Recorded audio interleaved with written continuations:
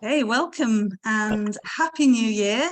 This is the first event for the Wellbeing Economy Alliance here in Wales for 2023, and we are delighted to be reconvening our evening forum and bringing people together to discuss all things wellbeing economics here in Wales. And we've got people joining us from across Wales and beyond. As many of you know, the Wellbeing Economy Alliance Cymru is part of a global network of organisations and people and businesses called the Wellbeing Economy Alliance. And we're the national hub for Wales, but we're part of a movement across the world, seeking for a new way of organising our economy and a new way of thinking about the purpose of our economy, and trying to build the emerging future of an economy that serves the well-being of people and the planet, and the well-being of all our local places here in Wales as well. We convene these monthly forums to bring together people from across Wales and beyond around different themes and topics. Topics that we think will drive the emergence of the wellbeing economy in Wales.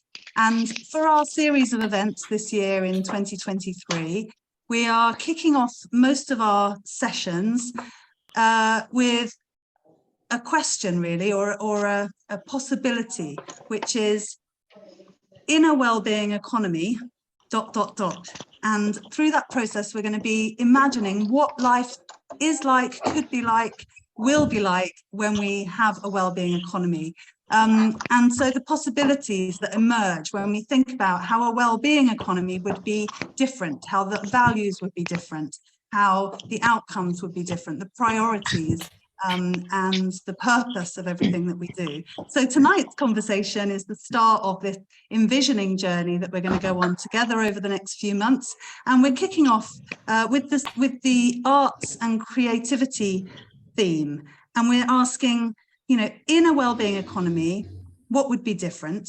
And our provocative statement for tonight is that in a wellbeing economy, we think arts, creativity and culture and the value of those things would be better appreciated, better understood, more highly valued and invested in for their impact on our collective well-being, on our individual health and well-being, on the well-being of society, and the impact across society, economics and nature. So in a wellbeing economy, we would value creativity, we would invest in the arts, we would enable access to art and creativity for a broader number of people. So that's our vision, that's our sort of provocative statement to kick off this evening's discussion. And we're really grateful to you all for coming along to help us have that conversation about what we think would be better. So what do we want to happen? What would we love to see? And how can we collectively collaborate to make that happen here in Wales? Now, I'm having a little bit of audio disturbance. So if you're not on mute, you might think of muting yourself, or Sian, if you can see who needs to mute. And that will lead into 4 or 5 people speaking this evening, and then from there we can open up to interactive discussion. But delighted to see so many people and organisations joining us from across Wales for this really important discussion. In the current climate, in the current system, the paradigm that we live in, which is all about economic growth and the myth of perpetual progress and the demand for more productivity and more efficiency all the time, art and the arts and creativity and culture often get sidelined, always get commoditized, and have lost their value and their relevance for many people. And that has an impact on people's well-being. I'm sure I'm not alone in this room by really believing that it's essential to our spiritual health and our emotional and psychological well-being to have an engagement with our own creative side, to interact and engage with art and culture. It helps to shape our sense of who we are. It helps us to understand the complexities of our own emotional and spiritual lives, and it helps us engage with place and connect with each other. It's essential for our well-being. And I'm really looking forward to hearing from some really exciting and inspiring people in this space who are practitioners and artists from various different perspectives, who will help us to envision and understand better the value and the importance of art and creativity for well-being. So the first of our guests this evening is Ray Howells, who is a poet and a practitioner. And Ray, I'm going to hand over to you. I'd love you to introduce yourself first of all and kick us off wherever it strikes you to kick us off, and tell us about your work and how that relates to your own well-being and the importance that you feel art, culture, creativity and poetry has to society that you wish was better understood and better appreciated. Ray, I'll hand over to you. Crikey, there's a question or several. Thank you so much for inviting me along this evening. As Dawn just said, I'm a poet. I'm also a journalist and surprisingly, perhaps a lavender farmer. So just to tell you a little bit about myself before I go into anything else. First of all, I've written a book. It's called The Language of Bees. It's a poetry book. As you might expect, it takes the metaphor, the imagery of bees, and it talks about lots of other themes. And it's largely an eco-poetry book, so expect some climate challenges from me in a moment. I'm also a journalist, so I have studied for a PhD in journalism, looking at the democratic deficit when you lose your local newspaper, and I've written and spoken extensively about the problems that you have when you don't have local journalism in a community. And I've worked in social enterprise and in cooperatives to try and solve that problem as well. And I currently work for the National Union of Journalists as a freelancer, providing training across Wales in media skills, social media, and all sorts of other things. We ostensibly provide that for reporters and journalists and comms workers, but anybody can do our courses. So we're called NUJ Training Wales, if I can give a little plug to that. Anybody who lives in Wales or works in Wales is welcome on our courses, and they're really cost effective. So please check us out. So as well as working in trade unionism and journalism, I work, as I said at the beginning, growing my own lavender on Gower. When my local newspaper in Port Talbot closed, I decided that really I needed to do something else, because the bad news cycle and my inability to solve the problems of a very badly underfunded media industry for that community was kind of heartbreaking and burnt me out massively. So I decided to grow lavender because it's a completely different thing to do. And I now make planet-friendly skincare from the lavender that we grow. So it was while sitting in my lavender field that I became acquainted very familiarly with bees. So I'm going to read you a poem now about where we've come from and where we're going, and why bees are so important to us, and why climate change is something that we all need to worry about. It's called "It Took Too Long to Learn the Language of Bees." It took too long to learn the language of bees, but in a field sitting among dandelion, nettle, bramble, lavender, I began to fathom it. I had been agreeing with the general sounds of the meadow, the crunch of vegetation and the clicks of small feet on soil, and the throats of birds flung open to let out blue. Meanwhile, bees called by, knocking into dock leaves, humming and dusting themselves with pollen, going about their seed pearl work. And I, kneeling, untethered weeds from around the crop, as if lovingly unbuttoning the earth's shirt, and thought how 2,000 years ago Romans would have heard these same sounds, stood on this same warm rise, smelled this ancient lavender on their skin, heard these bees, or not these bees, but bees, and called apis, how they would have dripped honey on hard bread as they clipped coins to give change in the time of Emperor Constantine, discarding their chipped vases for us to find. And then at my shoulder, as if someone had read aloud a glossary. I found I knew the words spoken by this hive-born voice, that here was more than a simple dash to join the dots between flowers, but Morse code, an SOS, the bass clef come to life, a lisping alarm, dragging through air that was, after all, much too hot. I understood as they came fussing about my head like lost words, their pollen baskets yellow and full, wanting to seal this heat in wax for a long winter. They worried about who might survive this nicotined field to find my old secateurs, scrape clean my dirty coins, discover the shape my knees once pressed into furrows.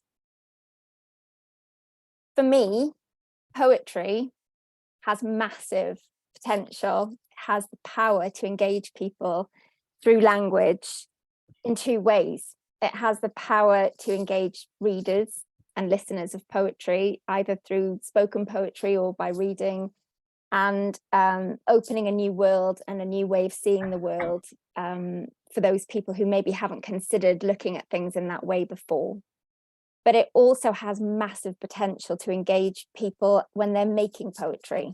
So writing poetry and becoming familiar with a new subject, obviously there's dozens of poems in here about bees, and only by getting to know them so well, by researching them, almost by inhabiting their perspective, have I come to see the world in a different way through perhaps a bee's eyes, where now I can see that the world for humans and the way it's been built for humans and kind of modified for us doesn't suit bees at all. And so I've stopped mowing my lawn so regularly, and I don't put weed killer down anymore, and I try to give the bees a chance in my garden in a way that perhaps I hadn't even considered before. And that ownership that you gain from making imaginative leaps, from inhabiting somebody else's perspective, from kind of maybe gaining that ownership, that familiarity with a subject that you wouldn't have otherwise had, that's incredibly powerful. And I think it's something that we could be using much more effectively.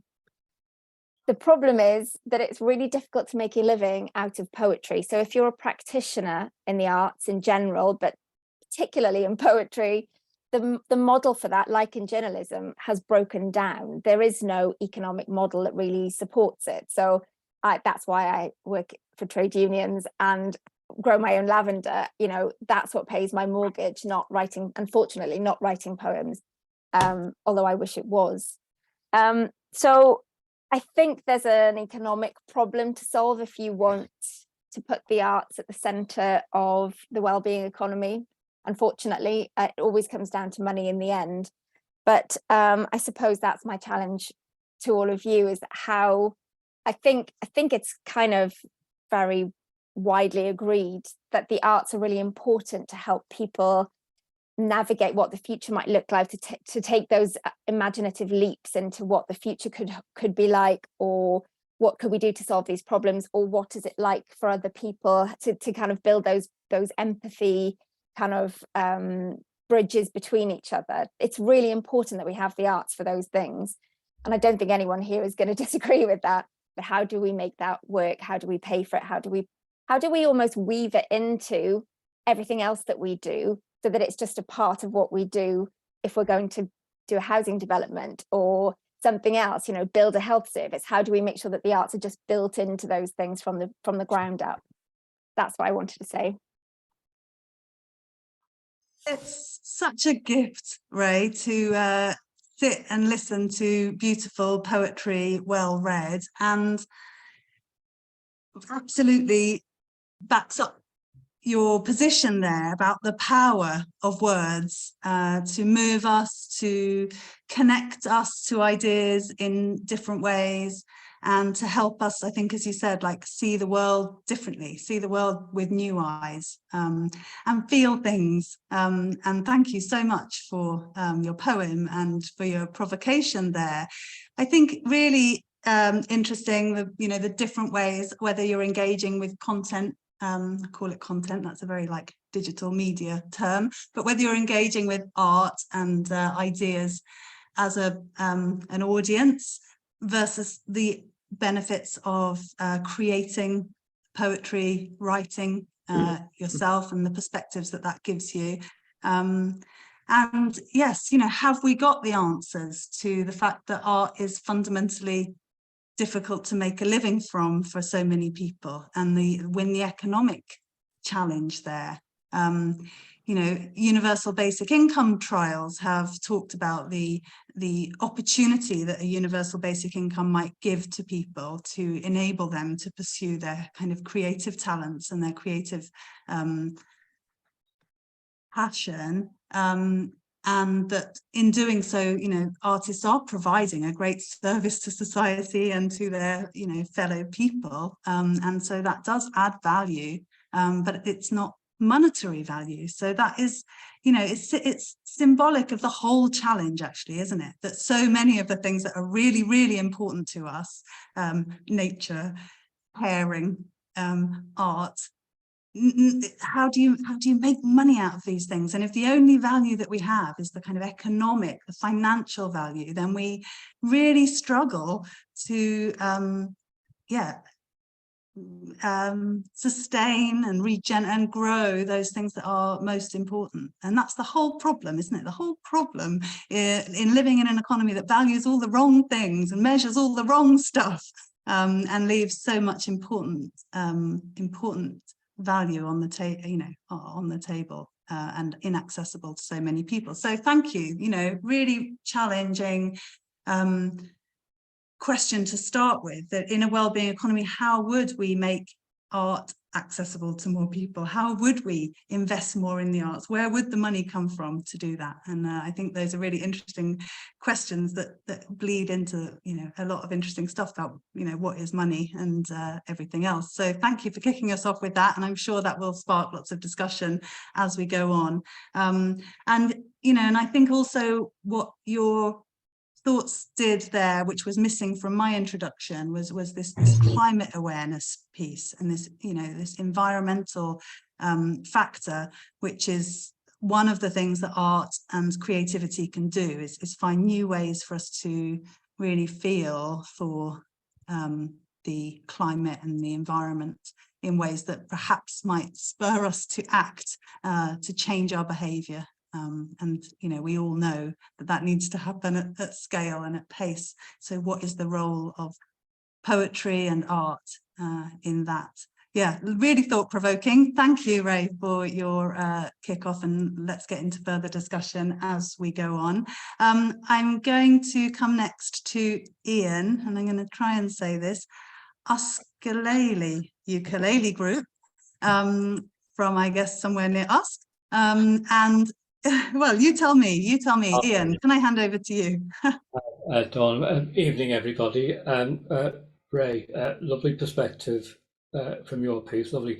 I'm a musician, have been for 40 odd years, from Liverpool originally. I emigrated to Wales 30 years ago, the land of song, and it's, for me personally, it's proved that even though Liverpool's got its own rich musical history, Wales has just been phenomenal for me, and I've been very lucky to take part in jazz things, music across the board, really. I did performing arts at Leicester Polytechnic way back in the day. Came to Wales, I did a PGCE in community education, adults and community education. For probably 20 odd, well, no, yeah, best part of 30 years now, I've been effectively sole trader, freelance musician, and practitioner. And there's the rub, because just as Ray said, there just isn't the support mechanism for practitioners. That is a really crucial thing. I've had to carve my own niche, as it were. Very lucky. In all sorts of educational settings, but effectively on a freelance basis. We lived in Cardiff for a while, and we moved to Brecon, and it was like moving to the black hole of Calcutta, because there was no music service, no provision at all. Yeah. So I was reliant on organisations that you should be aware of, need to be aware of, Dawn, is like Musicians Union, Cardiff Community Music, who I do a lot of training for, training new young tutors and whatnot. So there are organisations that you can tap into But as a sole trader, I haven't got access to funding and that sort of stuff. So I carry on. I'm lucky for now because the last 10 years I've been running ukulele groups for mostly retired people who have A, got the time, and B, the disposable income. Yeah, otherwise it just wouldn't happen. And I'm based in Abergavenny, but I do the whole of the A40 from here to Brecon and across. When Usk is just down the road, but they have, ironically, they've got their own ukulele group that they set up after mine, so I pinch their name. But there we go, that's another story. I'm just going to give you 3 angles on this. Some thoughts about I've spoken to all my clubs this week, and I said to each my 3 ukulele classes so far, I said, why are we here? Why have you come? And I said, forget the music. Why have you come to the session today? And I'll give you some little quotes that people gave me. It's quite funny. So that's one angle. The second angle is actually what I've mentioned first: the support for artists, practitioners, whether it's visual arts, performing arts, literature, the lot. The support's just not there. And music has been banging on from when I first came to Wales. All our funding applications had to be, don't mention the music, just mention the benefits. So the arts have been banging on at this for decades. What the rest of the world is just beginning to come round to now, the realization of, yeah, there is another world other than GDP.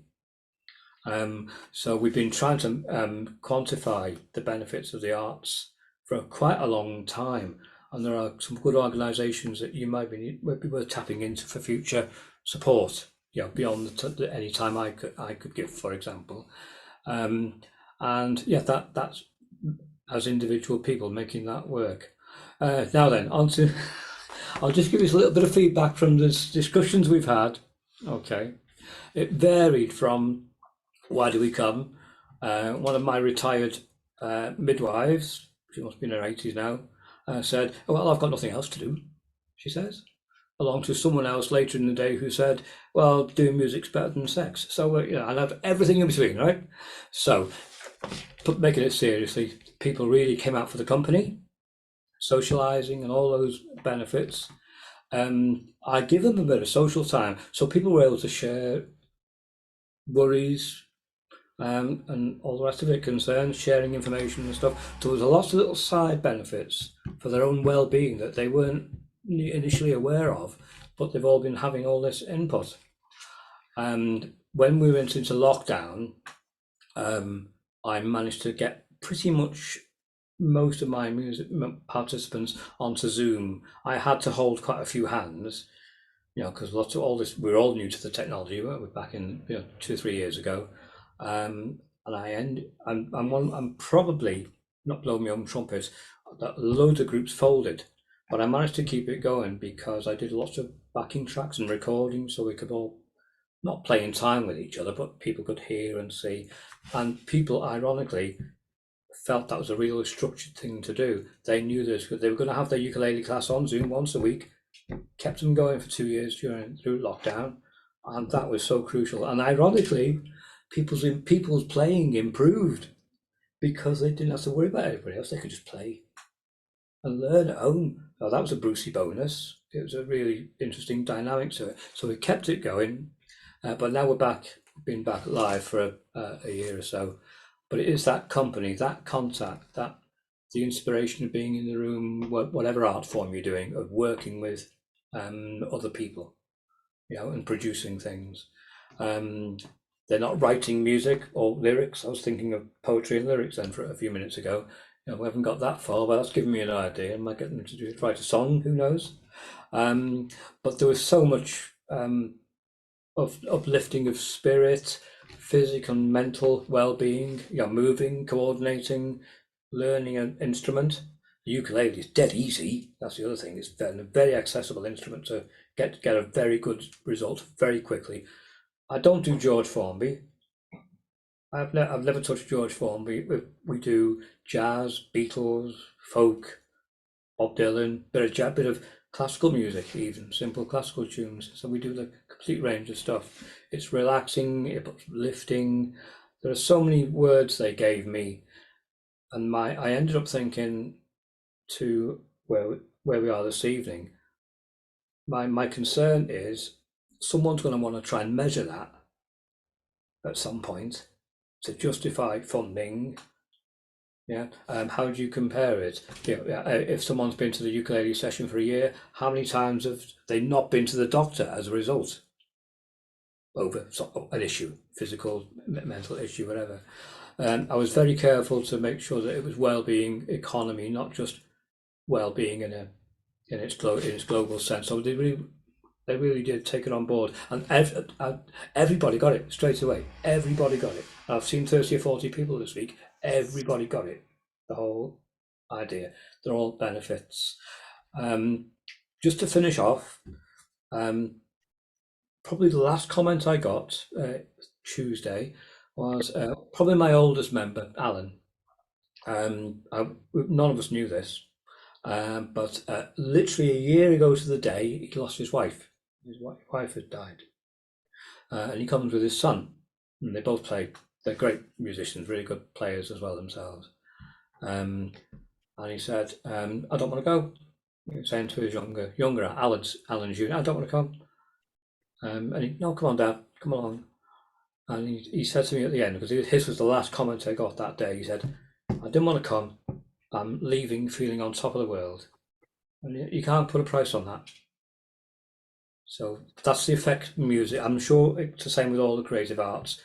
That articulation, your expression, your everything, you can do everything in the arts. Oh, I forgot one thing. There's a few teachers or relatives of teachers go, as the schools were going back to lockdown, coming out of lockdown, to engage the kids so they could tackle the core subjects, maths, science, English. They had to use the arts to get their blooming heads back together. You know, they were doing drama, music, interactive, social fun activities. Then they engaged themselves again in the whole idea of education so they could even tackle maths, English, sciences. And that was from more than a couple of people have told me that over the last week or so. So yeah, very impactful. The arts. I think we all know that, those of us that are here. But I just thought I'd give you some real people's participants' feedback on the benefit. But how do we pay for it? How do we measure it? Or should it be measured? So well, thank you, Ian. You know, as you say, you know, you can't put a price on it. You know, those were your words, and that absolutely is the challenge, isn't it? But so great to hear the real world words of the people that you've been playing music with this week, and you know, really does capture, doesn't it, the well-being benefits to individuals, but then more importantly, well, is it more important, but crucially, the well-being benefits to society, like you say, you know, the health and well-being costs that are not being borne by the NHS because people feel part of community, they've got something to do, their own well-being is enhanced, their mood and their frame of mind and their relationships by just coming along once a week and practicing music, being part of that. And it makes me think that when we're asking about where in a well-being, so if in a well-being economy we would invest more in making music and art accessible to more people, because we know, even without being able to measure it and quantify it, we know that the benefits are enormous. How would we pay for that? And it makes me think that we should be paying for that out of the budgets that we're already paying for other things, you know, redeploy the money to these kind of preventative, and that's absolutely in alignment with the Wellbeing of Future Generations Act, isn't it? Spend the money on things that will prevent problems further down the line. So spend education budgets, spend health and social care budgets on these things, because that's where we can prevent so many of the health and well-being problems and the, you know, educational challenges that then end up costing loads of money or resulting in people dropping out and feeling demoralized. So that was my thought as you were speaking. You know, can we redeploy, you know, in a well-being economy, we would redeploy money that we spend on things like health education, then I was thinking, well, policing and tackling crime, you know, spend some of those budgets getting people engaged with art and music. You know. Yes, Ian. One final point, if I may, Dawn. Who looks after the well-being of the well-being practitioners? As creative artists, to make our living, picking what Ray said, you know, to make a living, I've got to teach as well as play and perform. Someone's going to look after me to make sure I can provide that service as well. Yes, and that's a challenge, isn't it? With things like social prescribing and, you know, even where health boards perhaps appreciate the value of art and creativity and other activities, it takes an army of people to provide these opportunities for people, doesn't it? And it's valuable work and should be properly provided for. Yeah, absolutely. And we know we call it, euphemistically, we might call it a portfolio career. But I was talking to a group of art students at Carmarthen College of Art yesterday about their exit strategies as they leave college. So they're degree students. What are their exit strategies? And there were various kind of artists who've built careers and run themselves as businesses, sold art in galleries, created lovely products and made successful businesses out of them. My own experience of turning like graphic design into a business was a bit different, but all of those artists were saying, you know, you've got to have a portfolio career. You might have to teach on the side, and you might need to work in a cafe while you build your art, you know, and that's the harsh reality that these young people are facing. It's like, I love my art. It fills me with a sense of purpose. I know it's good for the world. I'm trying to do something great and give something back and contribute value to society. But I'm not going to be able to make a living out of it. So I'll have to have a job on the side. So that's a sad indictment, isn't it? It's a sad indictment. Yeah, thought-provoking. Thank you, Ian. And I'll take your word for it that ukulele is easy to play. I've never picked one up, but perhaps I better have a try. Thanks for your contribution. I'm going to come next to Owen Griffiths. Owen is an artist and well, creative professional working across a wide variety of different fields here, literally fields as well, here in Swansea and across Wales. Owen, what's your perspective on all of this? What do you think is the role of art and creativity in creating well-being and transforming our economy and society? Where do you come in?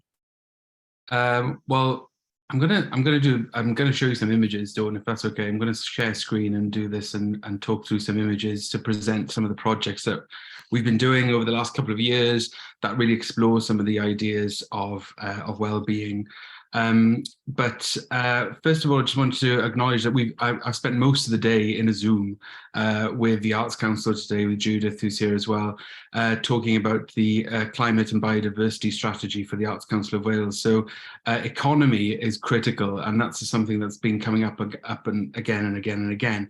And if we look at the word economy and what the word economy means, it actually means it's a connection to keeping of the house, the care of a place, and it's connected to an act of care rather than how we kind of measure success or how we move resources around or how we extract resources. So my presentation is going to be, I'll try and be brief. I know you said 5 minutes, and I will literally try and do that, but you'll just have to cut me off otherwise. But I will try and explore some of these themes for you now and do this quickly. Sian, you were trying to call me. Is that all right, or shall I just carry on? I think she's giving you a thumbs up there, Owen. Yeah, Carry on. fine. It's fine, Owen. I was just Okay. having a bit of a panic. Don't worry. Okay, great. Okay, so I'm going to run through several projects that are connected or come from a point of kind of lack of well-being, really, because I think in the arts and in the creative sectors, a lot of the work that we're asked to do, or we're kind of finding ourselves doing, is connected to this idea of repairing or usefulness, or connecting to things that are lacking in community and society. And arts can be a facilitator for change, can be an empowering kind of tool. And can really connect to some of these ideas. So I just wanted to, oh, hang on a second. This is on a play thing, so excuse me. These are some of the keywords that we're working with. So I run a company called Ways of Working with Rhian Jones, who's here, and Fern Thomas. And I also do lots of separate projects across Wales, and I teach and I do lots of different things. But critical words for me in terms of how I work as an artist are things like the long term. How do we work on long-term projects? How can collaboration be seeded into something from the beginning? How can this be a really critical tool? How can I work hyper-locally? In order to affect change, what I found is that I need to work hyper-locally. So whilst I work and exhibit all over the place, actually a lot of this work comes from a connection to this locality, this post-industrial landscape of South Wales. Digging where you stand, the idea of taking responsibility and being part of the change you want to see. Usefulness and friendship. You know, how can we model ways of working? How can we model collaborative, long-term relationships with communities that are based on friendship? I mean, I think that's a really interesting and really kind of provocative thing to think about in terms of how we can model change. I mean, a lot of the kind of environments that we move through on a day-to-day basis are not really designed with well-being in mind, I would say. A lot of the architecture, a lot of the built environment, a lot of the kind of experiences we can have are not connected to well-being at all. They're connected to capitalism and connected to extraction, but also they're kind of global landscapes within our locality. We can see trade, we can see all these different kind of conglomerates and kind of huge capitalist powers are playing our high street. So what is it to think about a landscape for human flourishing? There's a great architect called Carolyn Steele who talks about the idea of human flourishing. And after today's conversations with the Arts Council, I would like to add to that the idea of what is a landscape for multi-species flourishing, after Ray reading a poem about the bees as well. How do we consider the non-human, the human, the multi-species, the biomass in terms of well-being, not just our human well-being? So when our cities look like this, it's difficult to think about how we can explore change. We are also experiencing new levels of whitewashing and different kind of governmental approaches to levelling up, or to words like phrases like this. And actually what's interesting about working in Swansea and working in South Wales is that we're a coastal city. We are outside of the loop in so many ways, but actually there's so much to gain from this. There's so much potential in being outside of the London sphere and outside of some of these sectors. We can be modelling change in terms of well-being, in terms of sustainability, in terms of our urban environment. We can be modelling radical change because we have a small-scale model. And it's about time we started really seeing this happening in a way that's community-led. We are at a point where we're making spaces for people to stay warm. We're at a point where we have to make spaces for people to cool down. So in terms of like how our built environment is working, well, it's clearly not, is it? Our climate reality is altering significantly, and actually our built environments and our social structures are not there to support this changing climate. So how can we start thinking about these ideas in terms of one of the things we've been talking about recently is the mess that we're in. So one of the key things we've been talking about in terms of this with projects in Portsmouth recently and with the City Lab project in Liverpool is the idea of spatial justice. So spatial justice is the idea that actually people participate and co-author their environments and have more agency over the spaces they're in, and therefore more well-being, more kind of senses of well-being, more empowerment, more connectivity, more community. And actually, we've been living in a political and financial system which has been about opposite of this, which has been the opposite of this. It's been about, since Thatcher, and pre that, it's been about destroying community. It's been about deconstructing these ideas and focusing on the individual.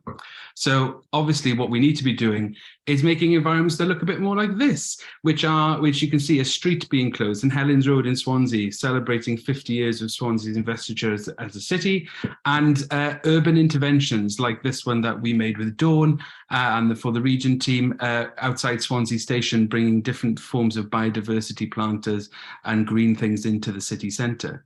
So I often think that actually our kind of our connection to plants and trees, are really critical ways in which to kind of to use this. The garden is a great tool in which to kind of create and to explore these themes. I don't know why this slide is here, but I often use this one because it makes it simple. It's kind of about this idea of how to design and how to make spaces. So children didn't play in the new playground until the washing machines were installed, and then parents and children spent all their time there, and it became an important focus for the community. So how can we make useful spaces? How can we explore the idea of multi-use, and how can we change our landscapes in order to think about the future and in order to make these things connect up? So over the last couple of years, I've been developing a series of projects which have become a kind of archipelago across the city of Swansea, which are kind of green islands which are connecting up. We've got some more to add to this map now. We're developing a new garden for the Glyn Art Gallery at the moment, which will be focusing on biodiversity, and a sculpture garden where people will be doing workshops. We've also just done another intervention on St Helens Road, which should be looking at green planters, which I'll talk about in a minute.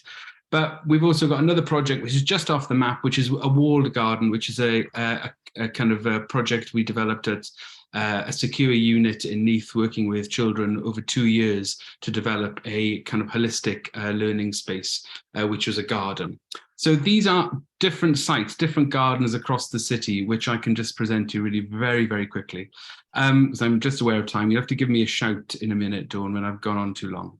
So this is the Graft Garden, the first one I'm going to talk about. This is at the National Waterfront Museum. This saw the transformation of just a green piece of land at the back of the museum, which probably many of you will know, into an edible landscape. And this was about transforming this useless space into something which spoke about the museum's responsibility to its locality. So it's in the middle of the city centre. It's at some point going to be underwater. But, what are we going to talk about in the meantime? How do we connect the collection of post-industrial items and our post-industrial heritage to climate crisis and to community? So we developed a plan to create this edible kind of garden at the back there. And now this was in 2017. It's still going. And every day there are different people using this garden. Everything that's grown in the garden goes out to organizations across the city that need food or or are cooking for people who need meals. And the volunteers who come from all across the city can take some stuff with them as well. We're developing seed saving projects, a seed library. We've got bees and a beekeeping course that we're working with young people, training young people to become beekeepers.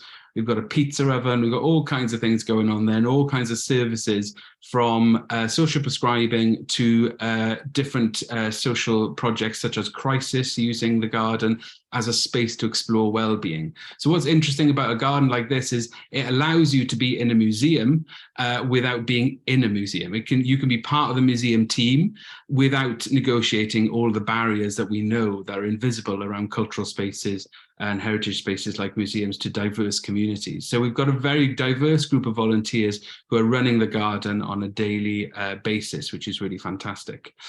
We've also just done a series of feasts this year, in the last couple of years, where we've been exploring local biodiversity and local growing systems. So this is a collection of over 100 people talking about the emerging CSA projects across the city of Swansea.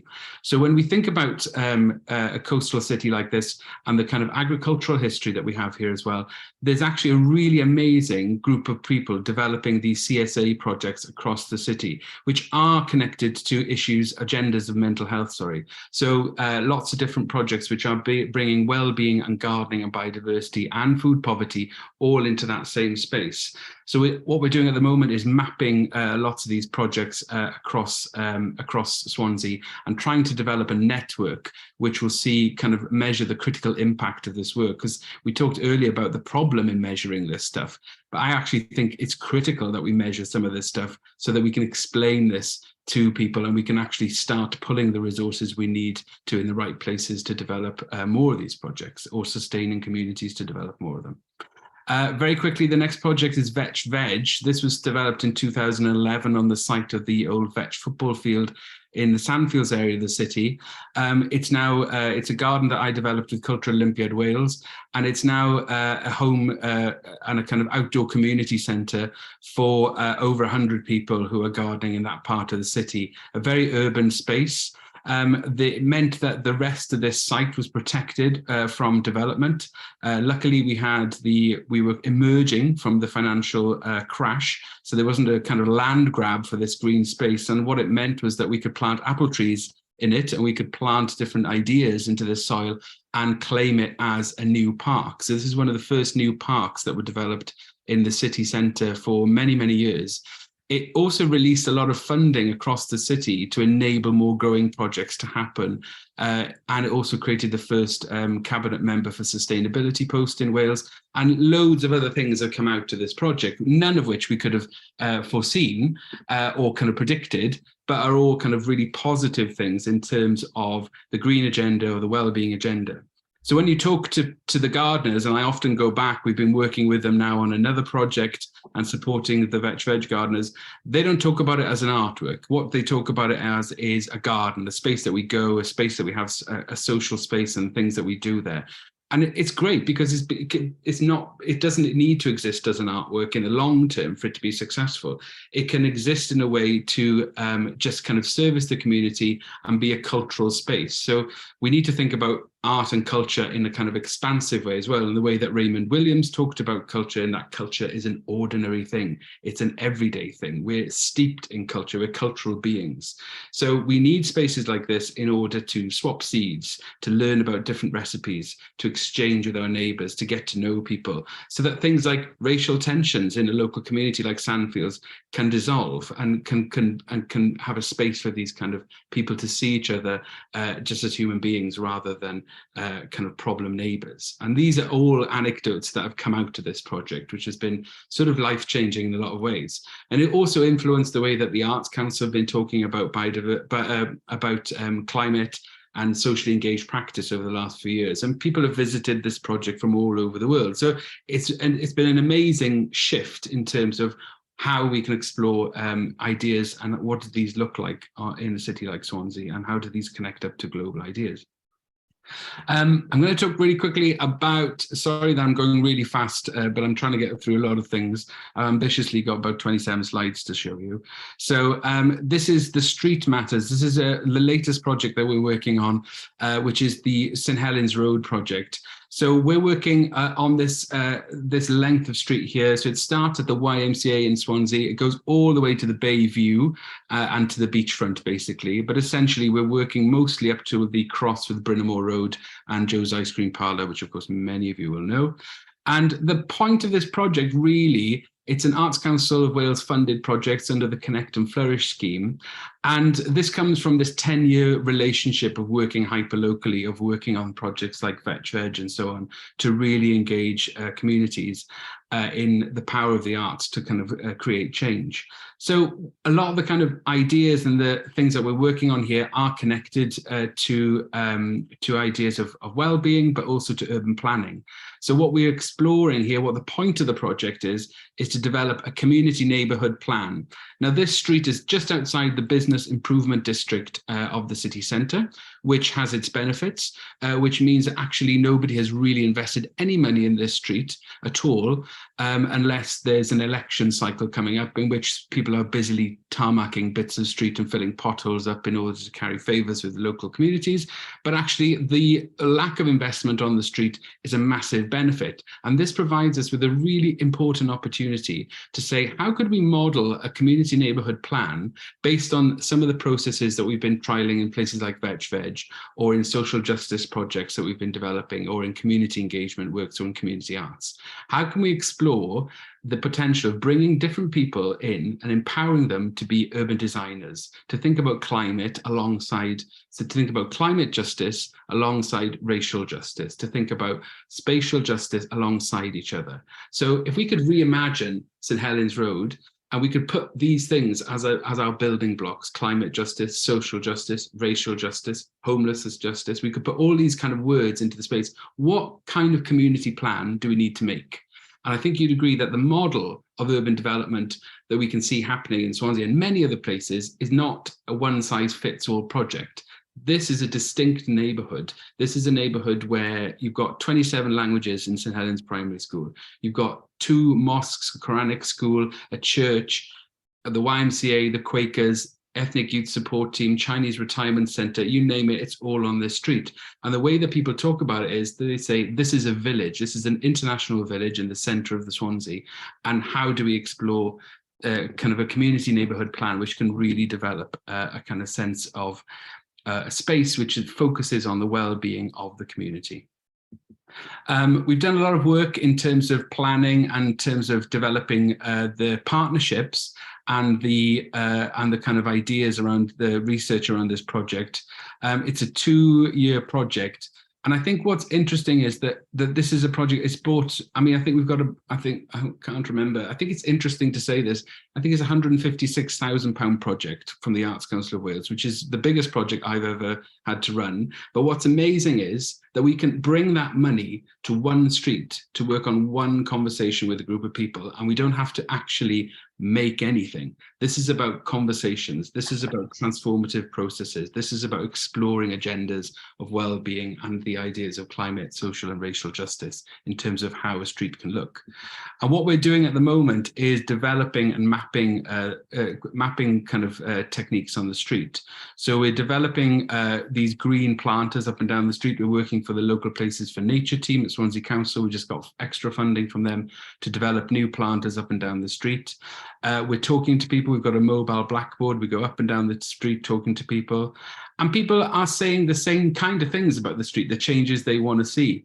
But what's interesting about it is the way that they express this. It's not that people, you know, there's lots of people are saying things like, oh, the bins need sorting out, or the paving is bad, or we need less cars and more trees. It's not necessarily, we're not getting masses of different kinds of ideas around this. But what's linking it all together is a sense of well-being and a sense of pride in place and a sense of connectivity. And that's what's really interesting about it. This is all about developing ways of expressing that in the urban realm and thinking about co-production and co-design. I'm probably well over time, but I'll stop there and I'll just finish with, this is our team. So that if you want to think about what does a team of urban designers need to look like, well, in a way, this is our team, and it's a really exciting team of people, and they all live and work on the street. So I'll stop there because I've got to stop.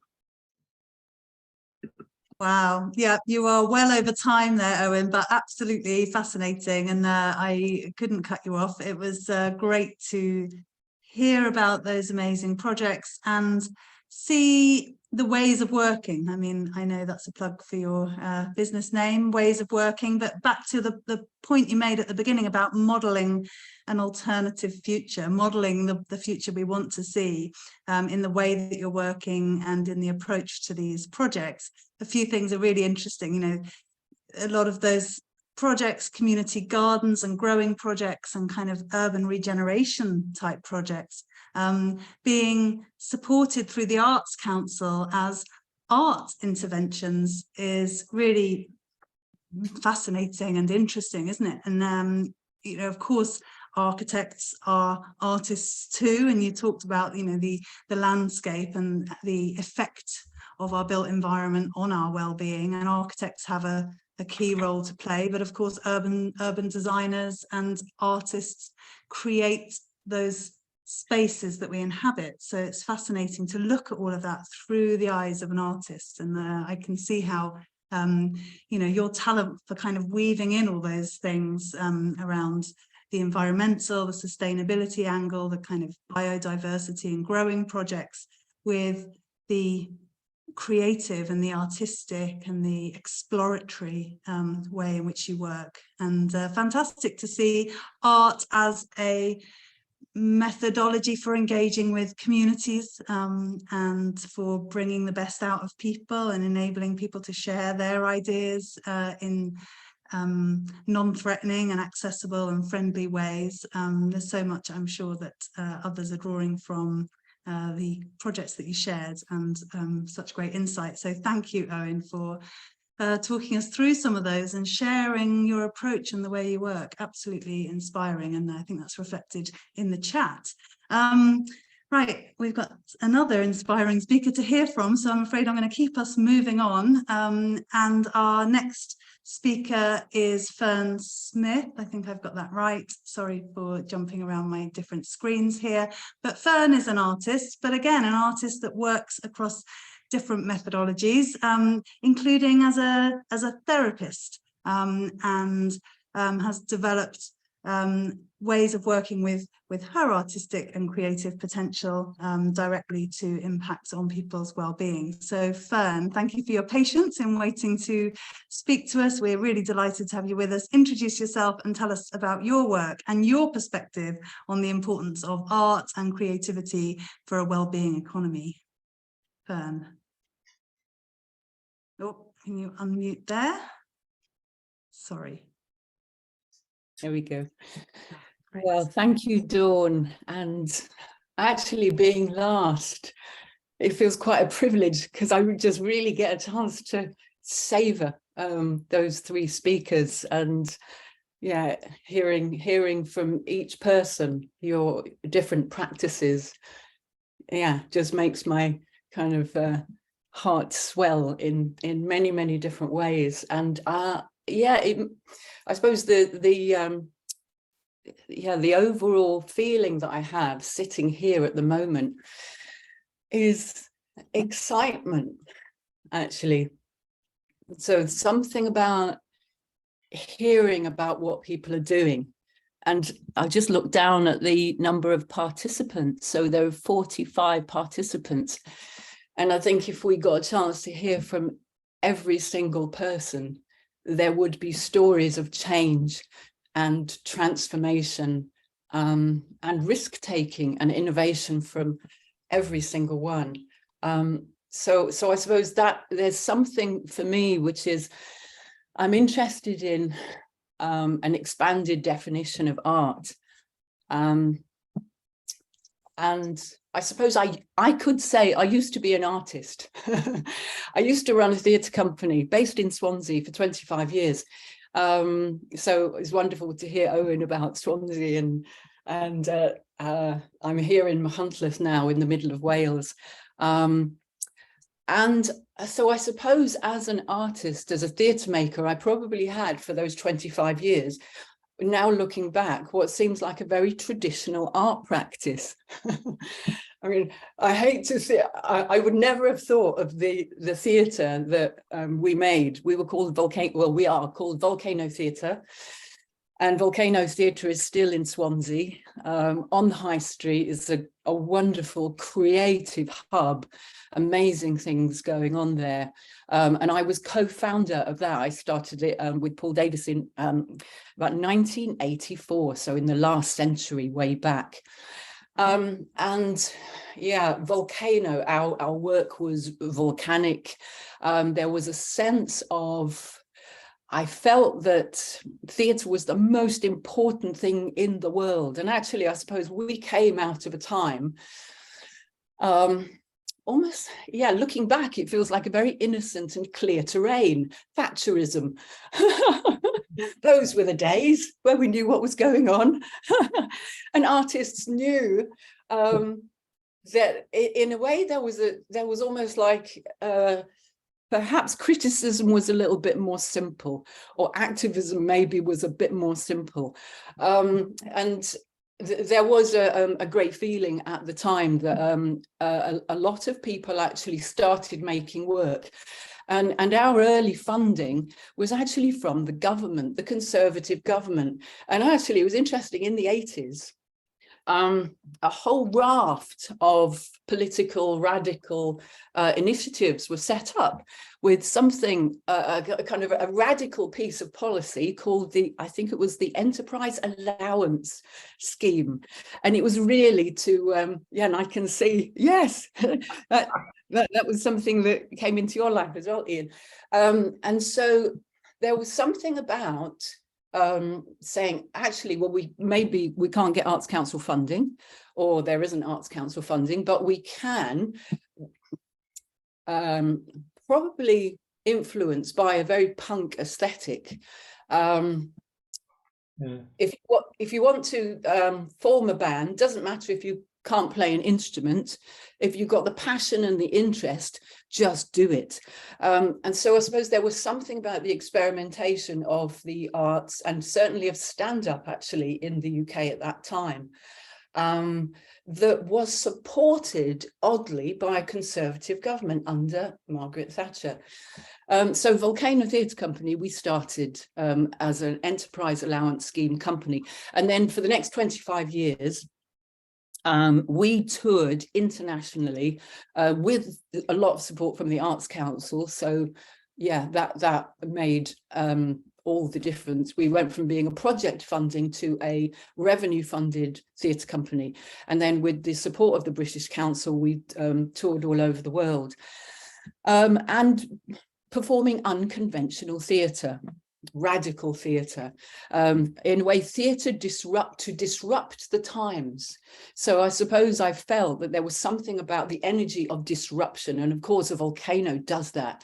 There's a landscape which is perhaps predictable, and then in comes this force of nature and everything changes. So everything changed perhaps in the shows that we made, but for 25 years I was a small scale touring theatre maker, and actually now my practice could not look more different. And so when you asked me, Sian, can you describe what you do? Can you say, what do you do? And I was like, well, I coach and mentor artists and activists. I run a micro arts retreat here in Mid Wales to support artists to come and make work, dream, rejuvenate and rest. I'm also a celebrant and a rites of passage guide. So helping people, supporting people mark moments of change in their lives. And actually, in a way, I suppose my art practice now is all about change. So my art practice changed in a way because I think the world has changed as well. So there's something about this, a more chaotic world. And so part of me would love to be still a performer and director of a small scale theatre company, but I felt that actually my art and how I made my art and how I identified as an artist had to change in a changing world. And actually one big provocation for me was, I think a few people might be happy to hear, was the Wellbeing of Future Generations Act, which of course started as the One Planet Wales. And so what if Wales used only one planet of resources rather than the three that it and the rest of the overdeveloped world is using? So there was something about me as a theatre maker feeling like I'm performing and taking radical art to Sri Lanka, to Russia, to South America, all over Europe, but of course flying everywhere. So an enormous carbon impact. So there was something in a way holding the mirror up to myself as an artist, going, well, perhaps I'm creating more of a negative impact than positive impact. And so there was something in a way, I felt like I kind of had to undo myself. And actually since then, probably in the last 10 years, there's been a process of unraveling to unmake myself as a theatre practitioner and to find out what new kind of artist I am. I'm also interested in this it's not even radical, it's an everyday idea that we are all artists, that every single human being is an artist and a creative practitioner. And of course, at the heart of art, improvisation, innovation, creativity, imagination, and risk-taking.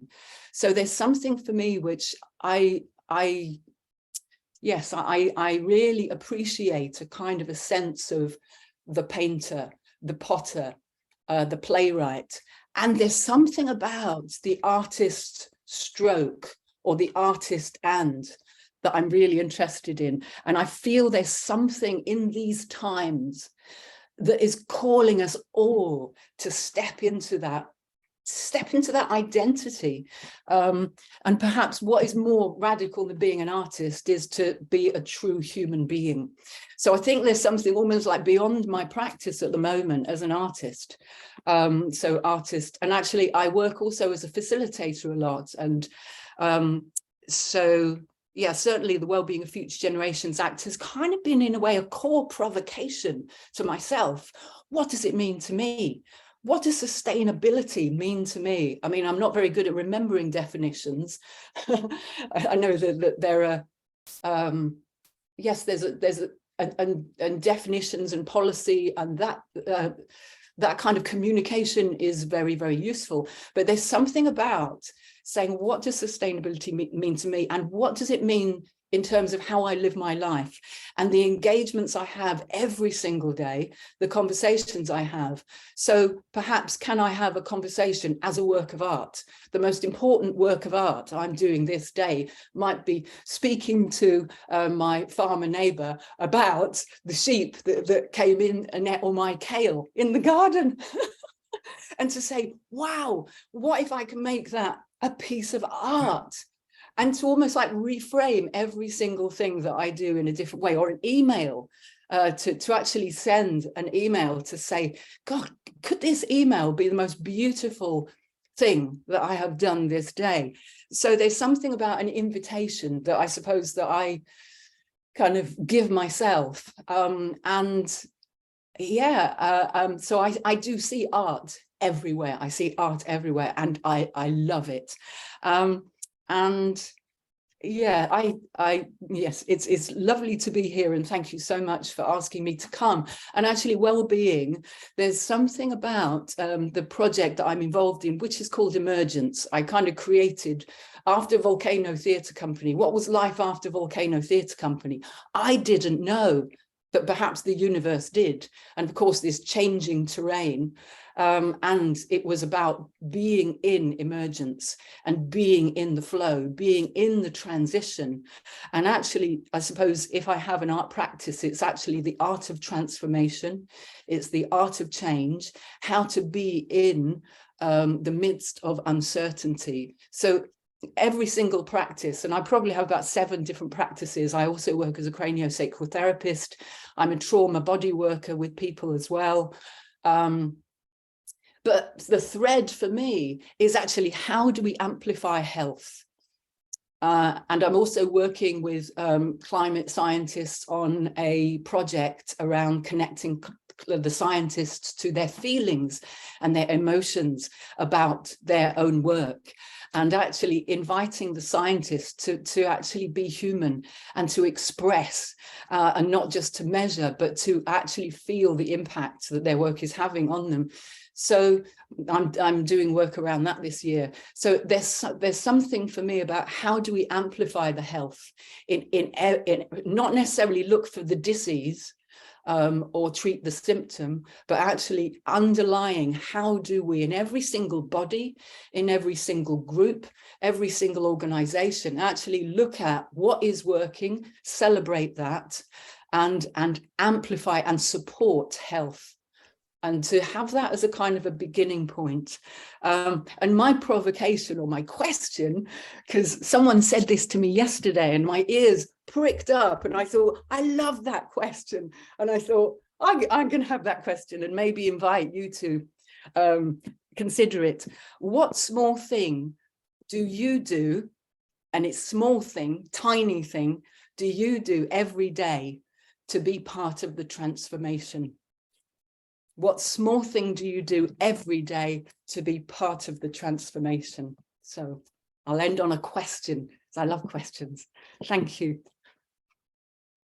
Wow, thank you, Fern. I mean, such amazing and inspiring insights. Again, we are really spoiled this evening, and I sort of feel like we're going to run over time a little bit, because I'd love us to get into some discussion, and I'm sure others in the room are sort of bursting to come in as well.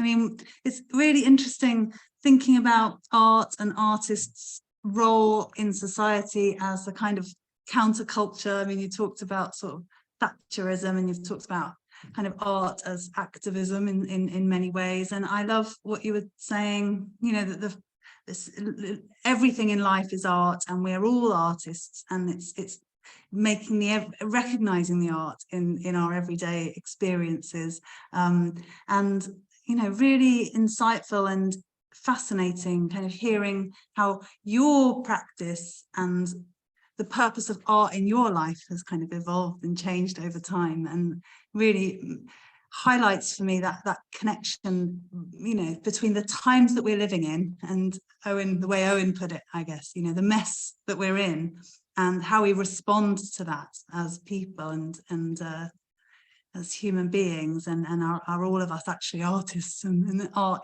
is how we respond.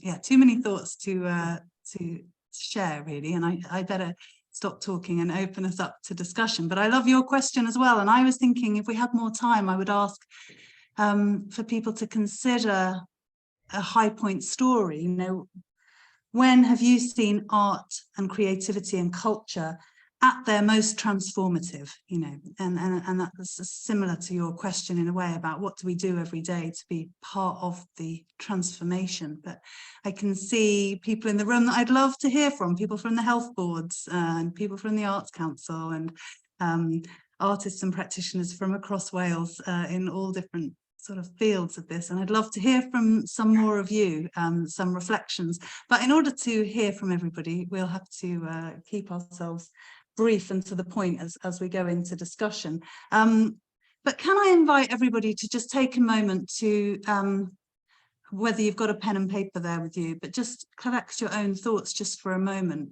Try and absorb just for a moment the sort of gift that we've had from all of our speakers this evening, and finish the sentence: in a well-being economy, we would ...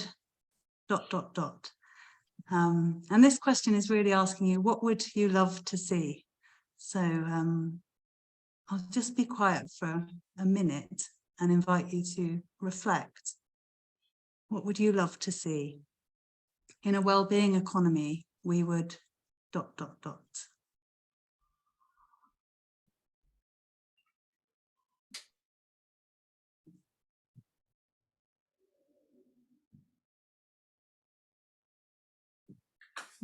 Just a moment to take a breath and reflect on so much of what we've heard this evening, and how it does, as Owen was sort of saying, it does sort of start to model a future that we'd love to see, isn't it? You know, when you hear about the work of artists and reflect on the beneficial impact of that for all of us, very thought-provoking and moving.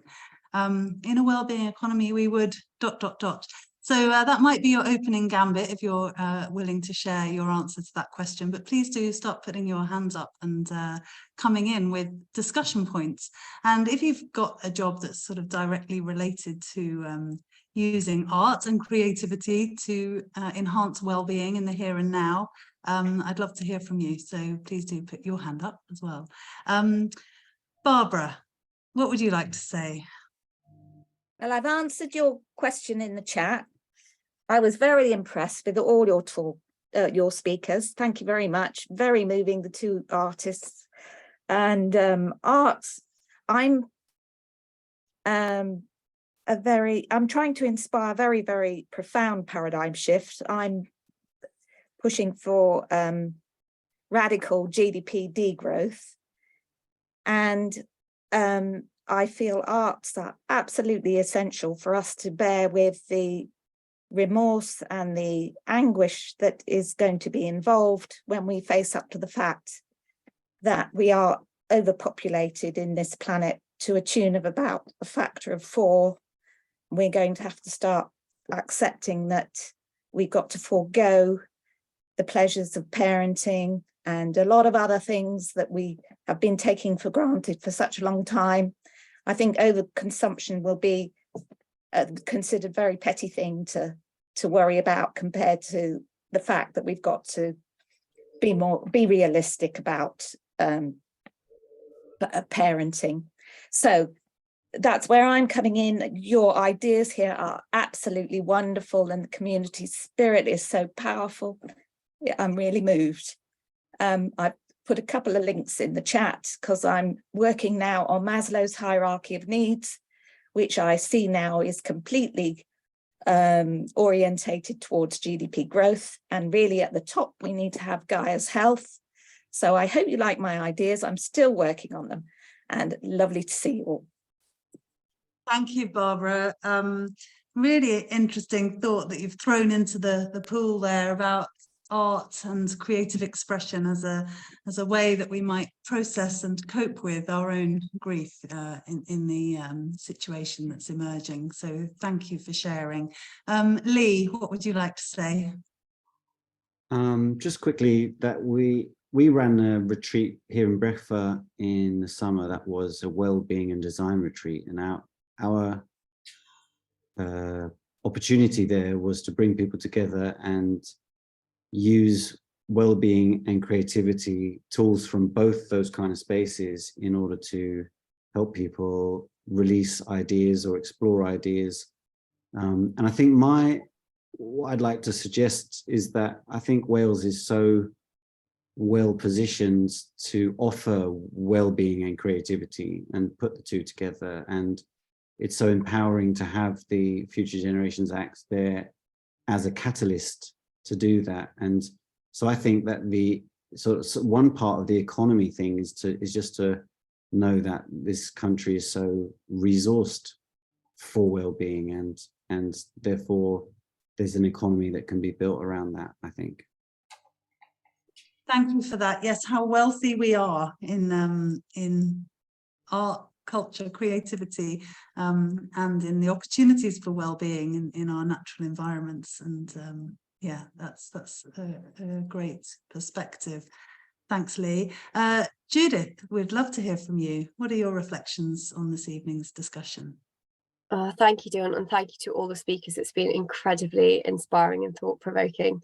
I finished the sentence with, there'd be no concept of the question of the value of the arts. It would just be something that's so integral that we wouldn't even be having to talk about it. And I think that's where we really need to get to. And I think, you know, the fact that so many of the jobs that we're going to need to create the world that we're moving into have creativity at their heart, and that there's starting to be a recognition of that is a really good first step on that. But I just wanted to touch quickly, thanks very much, Owen, for mentioning the work that we were doing earlier on today. I just wanted to briefly introduce myself and the project that we're working on at the moment in Arts Council. So I'm Judith Musk-Turner. I'm Portfolio Manager at Arts Council of Wales, with responsibility for climate justice and future generations, amongst other things. And this year we've been working on, as part of our Creative Nature Partnership, which is a partnership between Arts Council and Natural Resources Wales. We've had sort of two major areas of work, one of which has been the Future Wales Fellowship, which is a year-long fellowship for 8 artists to explore projects themed around energy, food and transport through the prism of the climate and nature emergencies. And it's a really explorative fellowship where there's no pressure to sort of come out with a final piece of work. There's been some fantastic sort of R&D coming through those artists. I'll put a link to who they are in the chat. And then what we've been working on more recently is co-designing a strategy for climate justice in the arts for Arts Council of Wales. And just this week, we have started the co-design sessions. We've had just short of 100 people from the art sector, the environmental sector, individual artists, freelancers, community members, people from transport organisations, private sector. We've had a really diverse group of stakeholders come together to start envisioning what the arts can do to contribute towards climate justice, and how the Arts Council of Wales can support and facilitate that.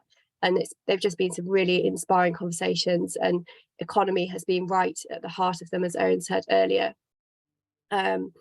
So yeah, that piece of work's ongoing, and yeah, just please, yeah, feel free to follow us and follow us on this journey with it, because it's really just the very beginning. Yeah. Thank you, Judith. And yeah, it's really great to hear about all the work that the Arts Council is doing, and you know, the remit that the Arts Council has taken on of that much broader kind of environmental and social purpose is really interesting and very relevant to tonight's discussion. Johan, I hoped that you would come in and tell us a little bit about your work at Swansea University Health Board. So, sure. Yes, it's the NHS, Swansea. basically. Yeah. Yeah, so I'm the arts coordinator for Swansea Bay University Health Board, which means that I lead a tiny team called the Arts and Heritage Team. Very small, but you know, we're getting there. And we work to promote the use of arts in improving our services, improving you know, the conditions for our employees and patient outcomes and that sort of thing. So, I mean, I think art and creativity is central to what it is to be human, and healthcare is, I mean, we're never more human than when we're at our most vulnerable, or when we're coming to the end of our life, or it's the beginning of somebody's life, whatever it is. So when we bring arts and creativity into that, it's really special. And I don't know if many people know this, but Wales is actually really quite far ahead when it comes to using arts in public healthcare. Swansea as well has been doing it for a long time, which means, you know, not very long actually, but it's a fairly new field, so it's really exciting. But it's a very good time right now to be asking these questions. What is the value of art in a setting like this? And what I've found is actually that there isn't a lot of resistance. You know, I thought, how do we measure art? Art is by definition impossible to define and pin down. How do we measure the impact of what we do? But what I've found is that that's not actually that important. The important thing is just telling the stories of all the people that we help, and that's it. I've had very little resistance. You know, I'm not your typical health board employee, and I've had very little resistance in trying to promote the use of arts to improve our services. I thought I'd just mention a few projects that we're working on where there's very measurable outcomes. It's very, you know, the value is there, because in a service that's so strained as the NHS is at the moment, you know, it's in a crisis, let's just say it. You become very, very aware of everything that helps. You become very focused on preventative care. And that's where I think the arts is in a sort of unique position to make a big difference there. So some of the projects that we lead or work on is, for example, music in hospitals. So we commission musicians to go into hospitals to, you know, just to raise morale. It has an amazing effect on dementia patients. It brings people into hospitals to keep their loved ones company. It makes the wards a much better place to be. We have something called the Lullaby Project, where we help new mothers connect with their babies, especially perhaps mothers that are struggling with postnatal depression or other problems like that. We have Dance to Health, which is helping old people. I think we have 15 groups now, from Mumbles to the Neath Valleys, with about 250 old people, seniors, dancing to a better, to prevent falls and injuring themselves in their homes so they can stay independent for longer. You know, with something like 95% of them having drastic improvements to their balance and their core strength. You know, we work with people who are waiting for assessment or treatment because 75% of people get worse while they're waiting. So by supporting them, we're making a big, or we have the potential to make a big difference there. And we have something called Sharing Hope, which is a project that helps our staff, and we have about 12,500 members of staff just in Swansea Bay. We work with them to help them process trauma and to kind of move on from traumatic experiences they've had so that they can stay on and work with us for longer and have a better time doing it. And, you know, we can measure all this in money or resources or whatever, but it has a very real impact. And so I don't think we should worry about that. I mean, how you make a living as an artist, that's always been, you know, I've been there as well. That's always been a very tricky question, but the value of art and the value it has in people's lives is undeniable. Thank you for that. That is a great contribution there, and really wonderful to hear that the health boards are alive to the impact and the benefit of bringing art into hospitals and using creativity and music and art in that way. That's heartening to hear. So thank you, Johan, for speaking. Jack, from the Future Generations Commissioner's Office, what would you like to say? Diolch Dawn, noswaith dda, blwyddyn newydd dda to you all. Gosh, what a wonderful start to 2023. It's so inspiring to hear and see so many familiar faces and new faces on the screen. I wanted to repeat something I put in chat earlier, which is it's been lovely to hear so many talk about the Wellbeing of Future Generations Act as this catalyst, as this this thing that provokes, that challenges, that we can anchor our work together. But just to repeat that, I think that one of the things that we often, as somebody who works in the office of the Commissioner, but also within the art sector, that the responsibility around culture doesn't sit solely with one minister, that it is the responsibility of the whole cabinet.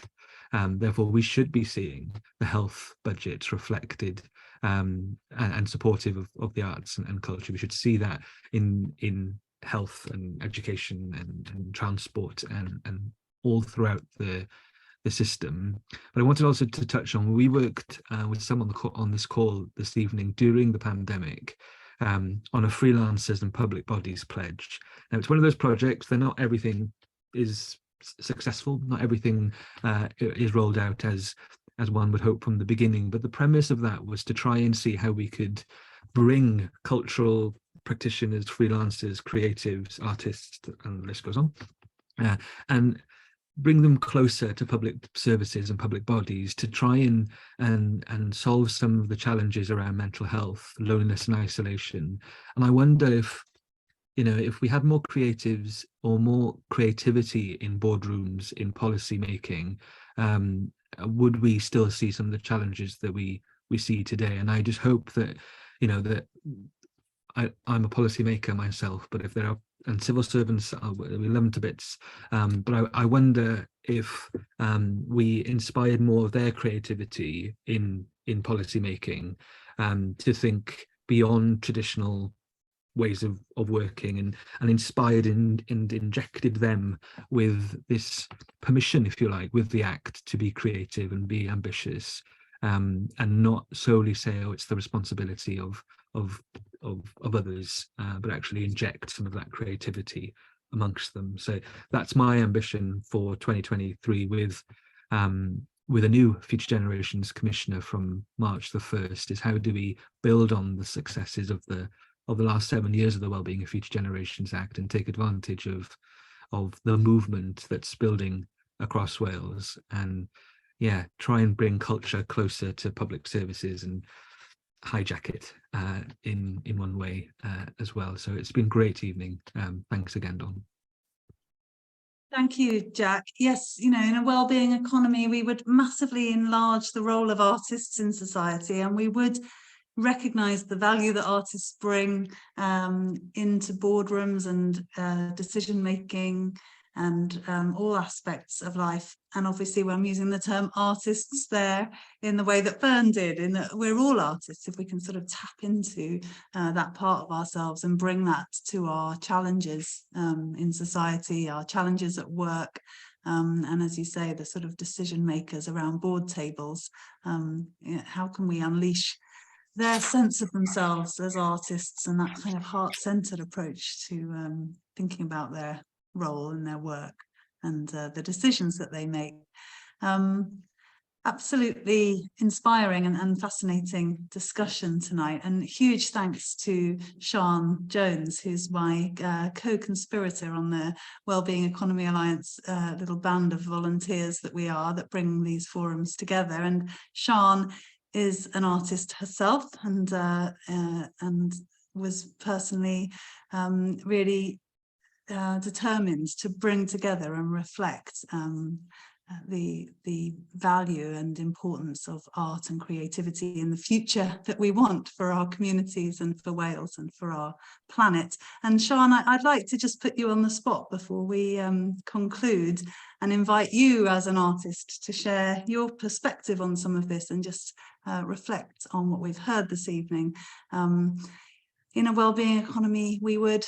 Sian, what do you think?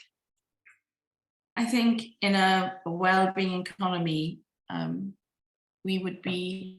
everybody would be able to have the conversation about art, what it brings, but also about conversation about what's important to them. You know, I was interested in Owen's take on the fact that they're not actually creating an art installation, they're having the conversation. And so often we don't have the flexibility to have that conversation.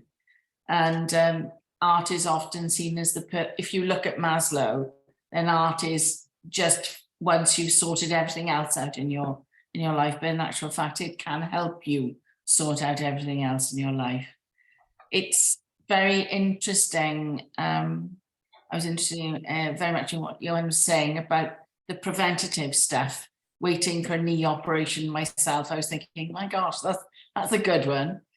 And also Jack picking up about the fact that it was the responsibility of all ministers to take on the elements, the 7 elements of the Future Generations Act. I think the future is only good. Yes, we're in a mess, but if we're all having the conversation, my fellow wellbeing economy people will have heard me say this often. There was one of a guy who was talking in one of the BPOP events, and he was talking about being the starlings, and somebody said, well, to change the climate, it's going to be a really long, big ship to turn. And he countered with, well, why can't we look at starlings? Why can't we be the starling at the middle that turns the murmuration around? And if anybody says once more, oh gosh, this is going to be a really big deal, then I just ask you to look at how quickly we responded to COVID and to realize that we can actually do it.